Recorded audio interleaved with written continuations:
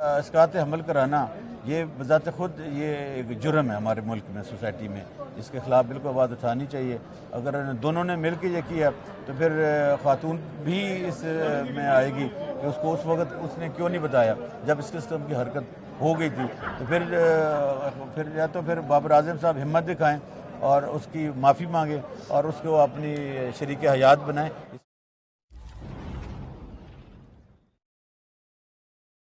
जी बिल्कुल, आप देख रहे हैं इन्फॉर्मेशन विद शाकिर और हमारे साथ अब्दुल्ला मलिक मौजूद हैं। इनका ये कहना है कि सिविल सोसाइटी जो है वो हमज़ा मुख्तार के साथ खड़ी होगी, उनका मौक़िफ़ सुनेगी और उसके बाद कानूनी उनको जितनी भी इमदाद चाहिए, मदद चाहिए होगी वो तमाम फ़राहम करेंगे और हर प्लेटफार्म पर उनके हक़ के लिए जो है वो आवाज़ उठाएंगे। तो इनके साथ हम गुफ्तगू के सिलसिले को आगे बढ़ाते हैं। तो सर, जो चीज़ें इस्टेब्लिश हो रही हैं अब तक, हमदा ने कहा कि उनका उसके साथ बचपन का ताल्लुक़ था, वो भी इस्टेब्लिश हो रहा है क्योंकि मुख्तलिफ़ जगहों पर जो इंटरव्यूज़ आ रहे हैं उनके क्लास फ़ेलोज़ भी बता रहे हैं कि उनका क्लास फ़ेलोज़ में क्लास में क्या कैसी थी। उनके मोहल्ले के लोग भी जो हैं इसकी तस्दीक कर रहे हैं। तो जो उन्होंने बातें की हैं वो इस्टेब्लिश ज़रूर हो रही हैं। तो अब एक बहुत बड़ी उन्होंने बात की, उन्होंने कहा कि उनके साथ उनके वो मरासिम थे जो हमारा मुआसरा, हमारा इस्लाम, हमारा कानून इजाज़त नहीं देता। तो उसके हवाले से आप क्या कहेंगे कि अगर वो साबित हो जाते हैं तो फिर क्या सिर्फ बाबर आज़म जो है वो गुनाहगार होंगे या ये खातून भी गुनाहगार होगी और इसमें क्या सज़ा हो? देखिए, पहली बात तो यह है कि हम उन्हें दाद देते हैं कि हम वो एक ऐसी चीज़ के लिए खड़ी हुई हैं जो मेरे ख्याल कि उनका हक़ बनता है। उनके साथ ज़्यादती हुई है और यकीनन उनके साथ ज़्यादती हुई भी है और ज़्यादती हुई है।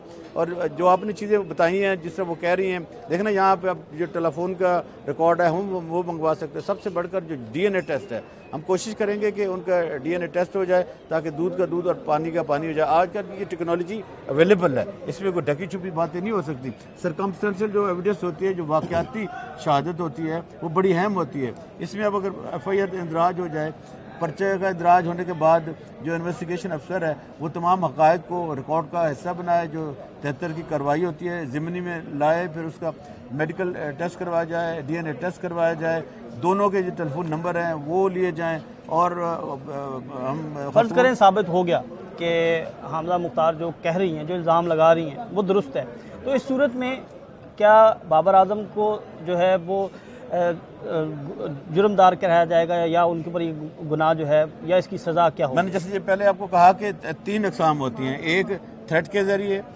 दूसरा ये होता है कि कोई ये उसको ब्लैकमेल करके कि आपकी फैमिली के साथ ये कर दिया जाएगा ताकि वो फियर में आके आपके साथ नाजायज़ ताल्लुकात कायम कर ले।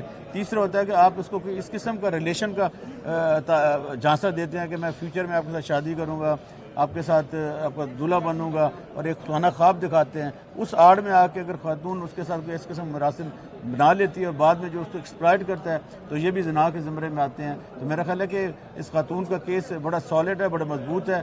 इसको पैरवी करने की ज़रूरत है, इसके साथ खड़े होने की ज़रूरत है ताकि ये ना हो कि एक आम आदमी तो इस किस्म की हरकत करे, मोटरवे जैसा इंसिडेंट हो जाए तो सारे का सारा पाकिस्तान खड़ा हो जाए और एक ऐसी खातून जो वाकई जिनसी तशद्दुद का शिकार हुई हो उसके साथ कोई ना खड़ा हो। इसलिए ना खड़ा हो कि वो कोई मुल्क की क्रिकेट टीम का कैप्टन है, मुल्क की टीम का हमारा हीरो है, तो ये नहीं चलेगा। कानून सबके लिए है। हमारा आर्टिकल 25 है, वो यही है कि इस मुल्क के तमाम शहरी बराबर हैं और सबके साथ एक जैसा सलूक किया जाएगा, हाँ अमीर हो व गरीब। ये इसमें न हमारे इस्लाम में भी इसकी गुंजाइश है। अगर वो खातून जो है वो इल्ज़ामात साबित ना कर पाएँ तो इस सूरत में फिर क्या कानून क्या कहता है? देखिए, इसमें बड़ा लॉ क्लियर है। मसलन अगर उसकी FIR हो जाती है और बाद में वो झूठी डिक्लेयर हो जाती हैं तो 182 की कार्रवाई होती है। झूठे पर्चे का 6 महीने सज़ा है, फिर वो सज़ा भुगतेंगी। लेकिन यह कि हम इस बुनियाद पर उस चीज़ को रद्द नहीं कर सकते कि उसके इल्ज़ामात गलत, वो बात की बात है। कम अज़ कम उसकी जो दाद रसी है पहले मरले में जो उसका इल्ज़ाम है उसको FIR का हिस्सा तो बनना चाहिए ना। जो 154 की कार्रवाई तो यही है कि उसमें यह है कि कोई शख्स जो अग्रीव्ड हुआ होगा और उसमें कोई पुलिस के दस्त अंदराजी पुलिस में आता हो, क्रिमिनल एक्ट हो, तो उसके बात तो सुनी चाहिए ना। ये तफ्तीश में बताया जाएगा वो झूठी है या सच्ची हो। क्या हम ये चीज़ें प्रेज्यूम करके कि उसके बयान, उसकी जो चीज़ें हैं वो झूठी हैं, वो हमें इल्ज़ाम लगा रही है, महज इस शक की बुनियाद पर उसको कानून की दादरसी से महरूम करना, ये भी मेरे ख्याल के जुर्म और जायज़ है। अब्दुल्ला साहब, एक और क्वेश्चन है। वो खातून खुद इतराफ़ कर रही हैं कि बाबर आज़म के साथ उनके मरासिम थे और इस दौरान फिर जो है वो उन्होंने अबॉर्शन कराया, इसकात हमल जो है, और इसमें आप क्या कहते हैं कि ये जो अमल है, ये कानून इस पर क्या कहता है, इसकी क्या सज़ा है, और इसमें कौन कौन जो है वो जो मुतासर शख्स है वो भी इसमें सज़ा का मुस्तहिक है, और जो शख्स जो है वो ये अमल कर रहा है वो भी मुस्तहिक। देखिए, ये फिर इसकात हमल कराना ये बज़ात ख़ुद ये एक जुर्म है हमारे मुल्क में, सोसाइटी में। इसके ख़िलाफ़ बिल्कुल आवाज़ उठानी चाहिए। अगर दोनों ने मिल के ये किया तो फिर ख़ातून भी इस में आएगी कि उसको उस वक्त उसने क्यों नहीं बताया जब इस किस्म की हरकत हो गई थी। तो फिर या तो फिर बाबर आज़म साहब हिम्मत दिखाएं और उसकी माफ़ी मांगे और उसको अपनी शरीक हयात बनाएं। इसका फिर हमारे जो मोरालिटी है उसको तो यही तकाज़ा है। फिर आप उसको अपनी इज़्ज़त बनाएं। आपने जो गुनाह किए हैं अपने ख़ानदान के सामने, उससे भी माफ़ी मांगे, कानून से माफ़ी मांगे, अल्लाह ताला से माफ़ी मांगे। वरना तो अगर दोनों की मुशावरत से इसकात अमल हुआ तो फिर दोनों गुनाह के मुर्तकिब हैं, और एक आपने एक ऐसी जान का जिसने अभी इस दुनिया में आना है उसका मर्डर किया, तो फिर सज़ा तो फिर होनी चाहिए मेरे ख्याल है कि दोनों के लिए।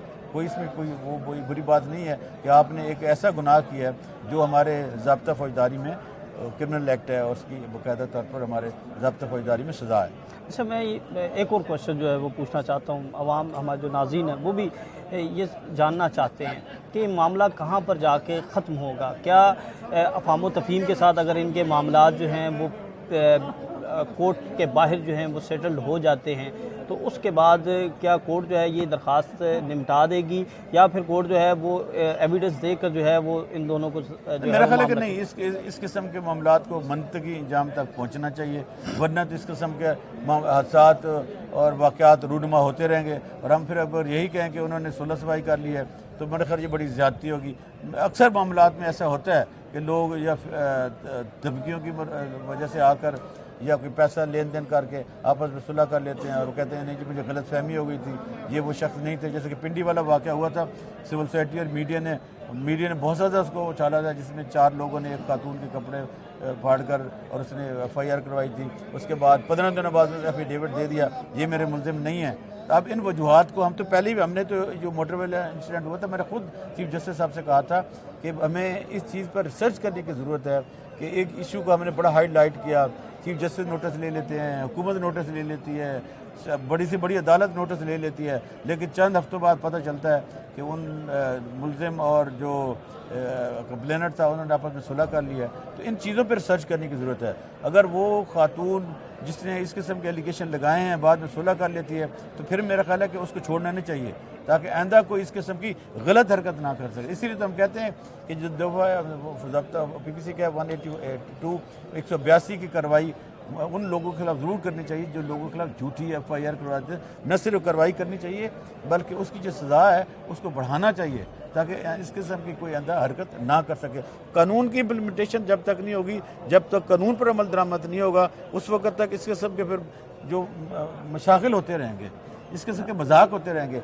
आपने बड़ा अच्छा क्वेश्चन रेज किया, मैं आपको अप्रिशिएट करता हूँ। बल्कि लोग देखें और उस मजलूम के साथ खड़े हों, लेकिन ऐसे लोगों के साथ खड़े ना हों जो किसी को ब्लैकमेल करने के लिए, किसी को बदनामी करने के लिए। हाँ, अगर बाबर आजम के ख़िलाफ़ कोई वो झूठे इल्ज़ाम लगाती है तो उनको उनके दफा का पूरा हक हासिल है। हम भी यहाँ खड़े होकर ये नहीं कह रहे कि वो मुजरिम है, हम तो कह रहे हैं कि अगर उसने इस किस्म के इल्ज़ाम लगाए गए हैं तो उनकी बिल्कुल शफाफाना तौर पर तहकीकात होनी चाहिए, उसको उसका हक मिलना चाहिए। अगर खातून झूठी है तो बाबर आजम के पास लॉ का कानून मौजूद है कि वो हजरत इज्जत का दावा कर सकते हैं और सिविल सूट करके वो उसको कानून सज़ा दिलवा सकते हैं। आखिर में कंक्लूजन की तरफ हम आते हैं कि इस तरह के वाक़यात की रोकथाम के लिए क्या करना चाहिए, हुकूमत को क्या करना चाहिए, सिविल सोसाइटी को क्या करना चाहिए, कैसा कानून बनाया जाए कि इस तरह के वाक़यात की रोकथाम जो है। पहली बात तो यह है कि अगर इस किस्म का रोल मॉडल होता है शख्स जो हीरो है कौम का, जो कौम को लीड कर रहा है, जो मुल्क का एम्बेसडर है, अगर इस किस्म के उस पर इल्ज़ाम लगे तो मेरा ख्याल है कि उन इदारों को,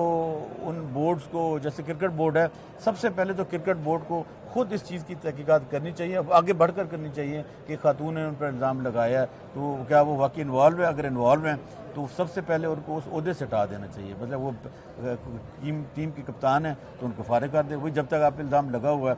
आपको याद होगा कि चैनल के एक एंकर ने इस किस्म की हरकत की थी तो उन्होंने उसको ऑफ एयर कर दिया था, तो हमने सिविल सोसाइटी ने उसको बड़े अप्रिशिएट किया था क्योंकि आप मीडिया राइट्स की बात करते हैं, खातून के तहफ़्फ़ुज़ की बात करें, तक़द्दुस की बात करते हैं, आप एक रोल मॉडल बन के आगे आए थे। इसमें भी हम यही तवक्को करते हैं, अगर इल्ज़ामात सच साबित हुए तो उनको क्रिकेट टीम से हटा दिया जाए। और हम कहते हैं कि जो कवानीन हैं, कवानीन दर कवानीन न बनाए जाएँ, जो कि सिक्का राजुल वक्त कवानीन है, उनकी इम्प्लीमेंटेशन कर दी जाए। और माशरे में जो अवेयरनेस है ना, जो कि एजुकेशन है इन चीज़ों के लिए, वो बिल्कुल इस्लामिक पॉइंट ऑफ व्यू से और जो दुनियावी कवानीन, उनके दोनों की तरवीज होनी चाहिए, ताकि किसी को ये ना हो कि मुझे तो इल्म नहीं था कि जो हमने फेल किया है ये गुनाह कबीर है, या दुनियावी जो हमारे कवानीन हैं उनके ज़ाब्ता फौजदारी के ज़मन में आते हैं और इसकी सज़ा और जज़ा का कंसेप्ट है। तो मेरा ख्याल है कि सबसे अहम बात ये जो वालिदैन हैं उनके अपने बच्चों को अच्छी तरबियत करनी चाहिए, ताकि इस किस्म के वाक़यात रुनमा हो ही ना सके।